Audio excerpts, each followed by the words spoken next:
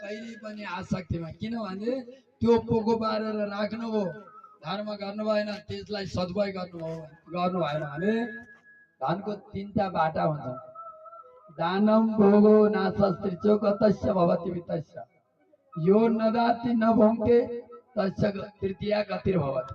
एउटा दान गरेर सकिन्छ, एउटा आफैले खाएर सकिन्छ, सम्पत्ति हो क्या। तर पोको पारेर राखेको छ भने नि कुनै दिन मुसाले खाएर त्यसै जान्छ, अस्तिको जस्तो डढेर जान्छ। उहाँ डढेरै नि दाइजान्छ,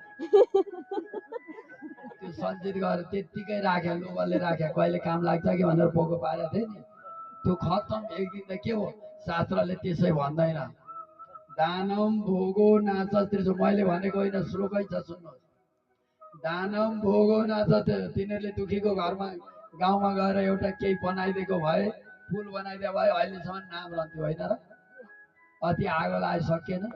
दानम भोगो नाशस्त्रिचो कतस्य भवति वित्तस्य, न ददाति न भुङ्क्ते, न खाँदैन न दिँदैन, पोको पारेर राख्छ भने तस्य तृतीया गतिर भवति, त्यसो तीनटा गति हुन्छ। तेस्रो गति खानु पनि छैन, के भएन नासिएर जान्छ क्या, डढेर जान्छ, मुसाले खान्छ, कुहिएर जान्छ, धमिरा लाग्छ, हरेक हुन्छ होइन।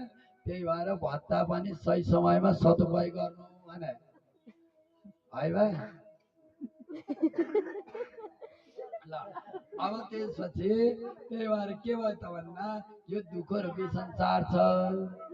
त्यही भएर मर्ने बेलामा के गर्नु त भन्दा अहिले नसके पनि मर्नुभन्दा केही समय अगाडि आतुर सन्यासलाई धारण गर्नु।